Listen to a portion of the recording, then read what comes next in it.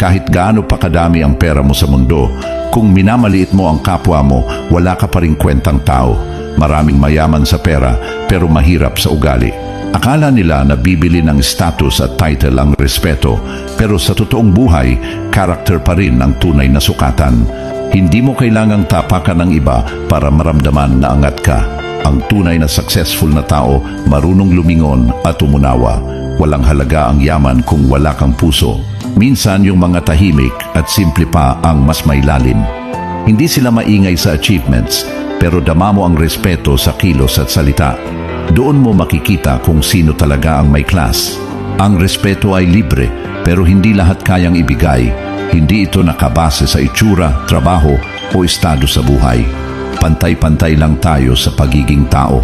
Sa huli, hindi pera ang maaalala ng mga tao tungkol sa'yo, kundi kung paano mo sila trinato nung wala kang kailangang patunayan.